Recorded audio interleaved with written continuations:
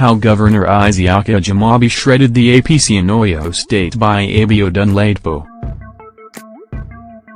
The video went viral the night of February 24 and that of Governor Ajimobi talking to a handful of aides and supporters, comforting himself and sensitizing the motley crew of hangers-on to the imminent defeat he was about to be officially handed. In a rare public display of affection, his wife wrapped her arms around his shoulders from behind as Ajimobi patted himself on the back for being the first to be re-elected as governor of Oyo State, a feat that birthed the slogan "Koslerai, it's never happened before."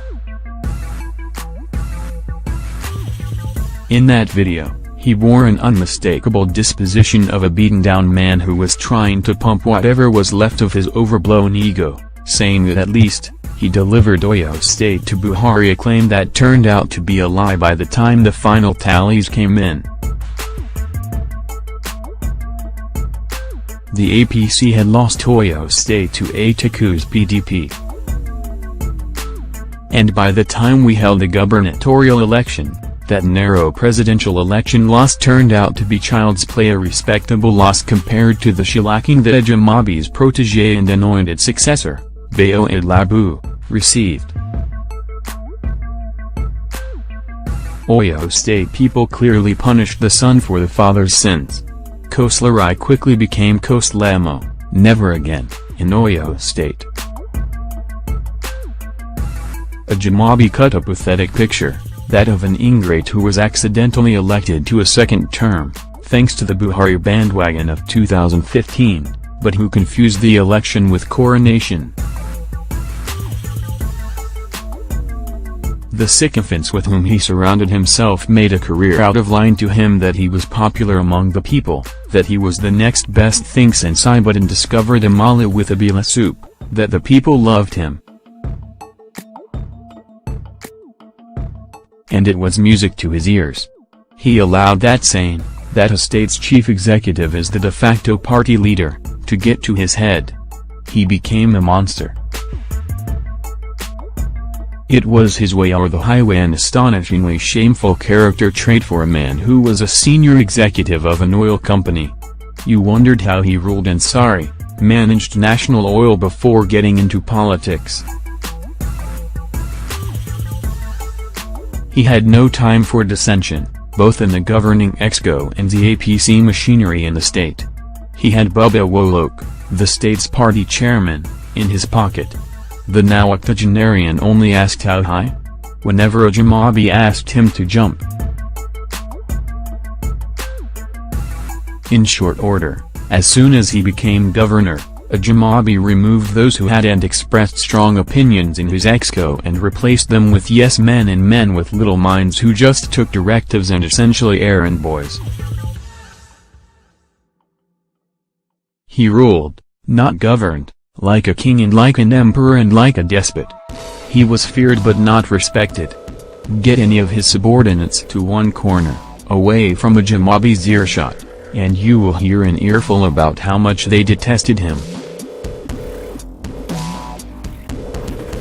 And I always asked them, why then are you working for him? How can you work for someone for whom you have so much hatred? I never got real answers. You couldn't talk to him while seated, unless he explicitly authorized you to sit. You had better risen to your feet when he entered the gathering, unless you wanted to be a victim of his caustic mouth publicly too. And we are talking here about private citizens. Public servants, especially his political appointees, were not born well enough to speak with him without their hands behind their backs. If they wore buba and sokoto to work or when they visited him at home during the weekends, they had to wear a cap as well. If they wore an English attire, they had to wear a tie. He demanded that kind of respect. Just because he dressed in complete hagbada to work, everybody had to be formal too, and in a democracy. And to the general public and the citizens, the voters that our party was going to need in 2019, and Ajimobi was ruthless as he was downright condescending. His wife too was an empress in her own way. There were, unconfirmed, allegations of her keeping women on their knees and men in supine positions for hours until they were sufficiently purged of their real or perceived slights on the First Lady. It was also alleged that no commissioner awarded any contract, no matter how little, without her consent. The phrase First Lady has interest, it was alleged, hovered over every single contract. These little things quickly earned his government the sobriquet Ajimobi, Ajimobi's military government. And the government did act like a military one at a point, and towing people's vehicles for illegally parking in areas that did not have no parking signs and making them pay N30,00 plus before retrieving their vehicles, seizing goods of hawkers and petty traders without providing alternative shops for them, telling parents of protesting pupils that their children's school would not be reopened until they, the parents, apologized to him for the insults rained on him and the damage done to some properties during the protest.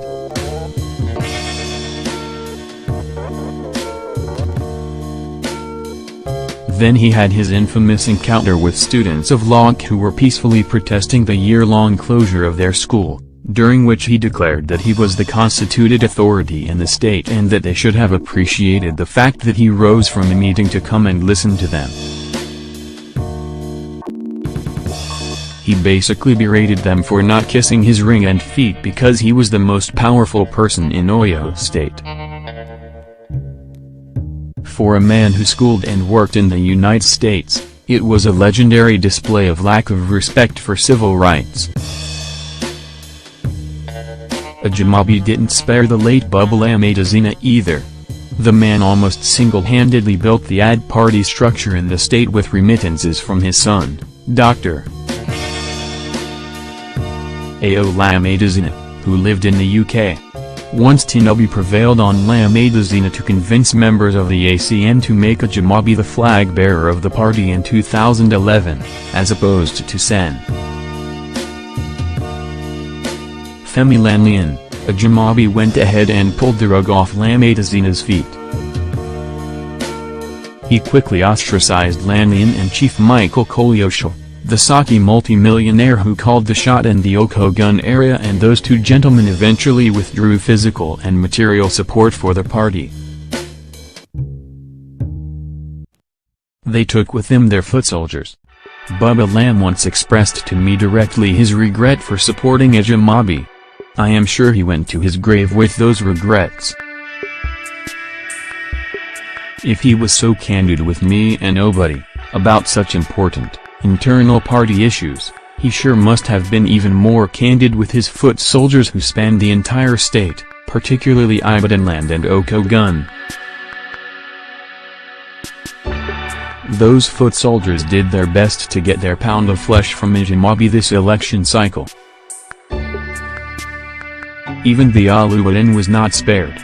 Under the bogus claim of reforming the chieftaincy system in Ibadanland, Ajimobi watered down the influence and authority of the Oluwadan by crowning some of his chiefs and bals.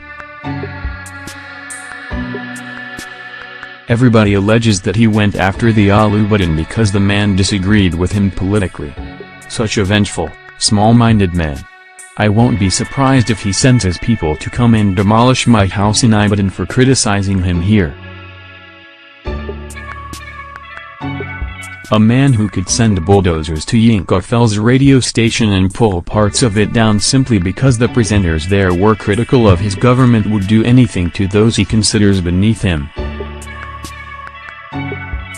I have always asked myself what gave the man the audacity to think he was better than everybody in the state.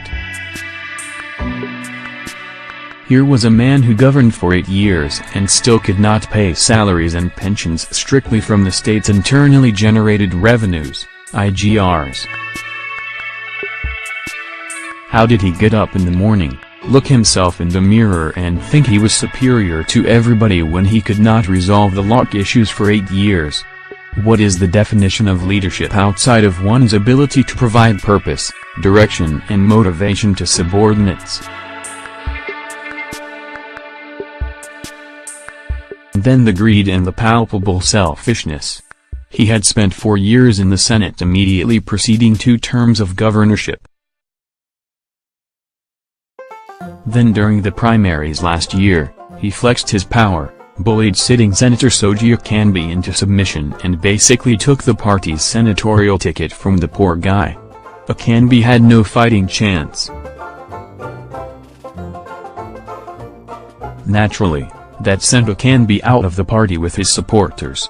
Ajimobi had done more for party members as a first-time senator than Ajimobi did for them in the 8 years he was governor.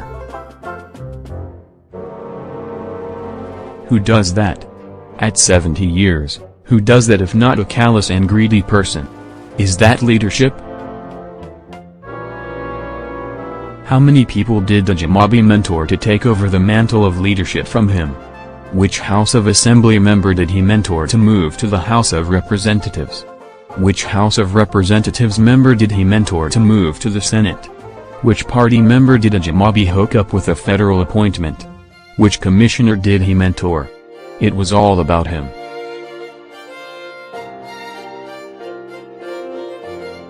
It was about consigning party members to lives of servitude under his imperial majestyship so that they would forever depend on him for survival.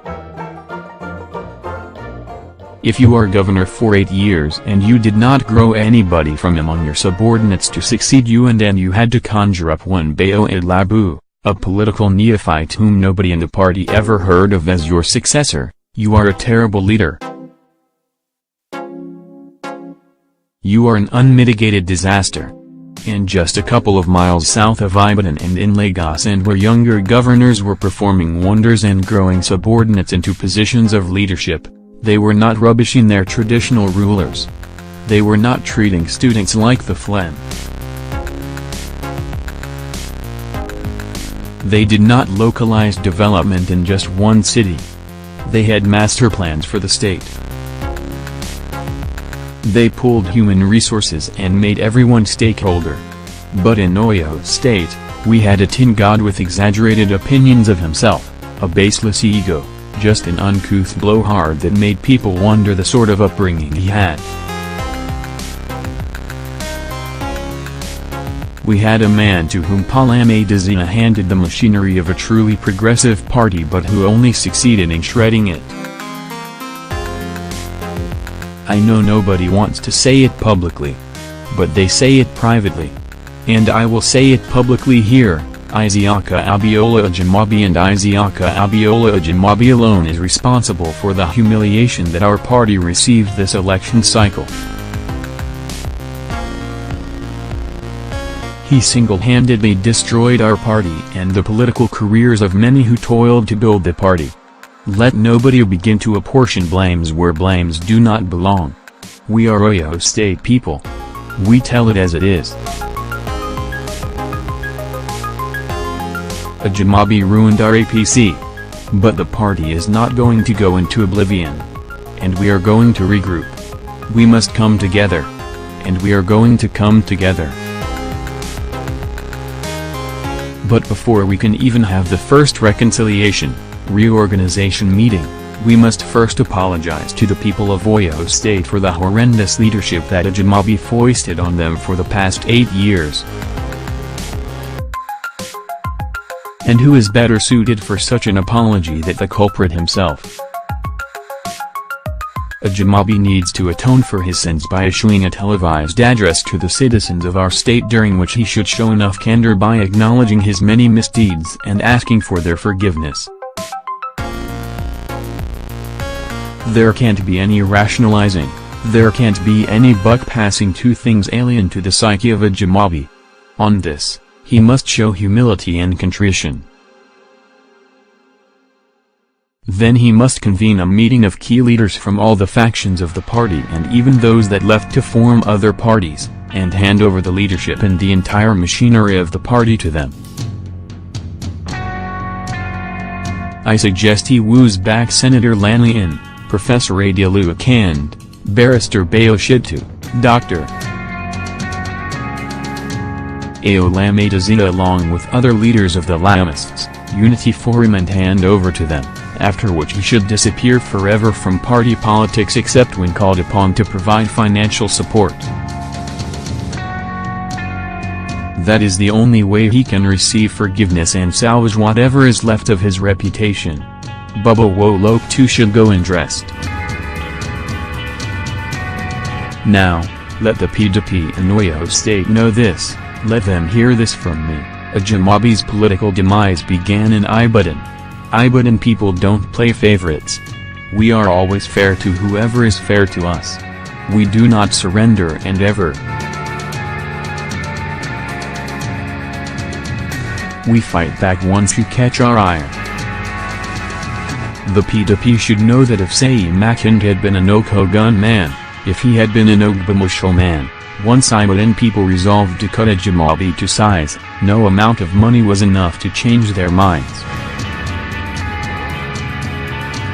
We still would have voted for Makinda, Awaoki and Salinuj. Therefore, the PDP will do well to know that if Makinda gets there and starts to behave remotely like Ajimobi, Ibadan people will retrieve the whip from the rafter and whip him into shape in 2023.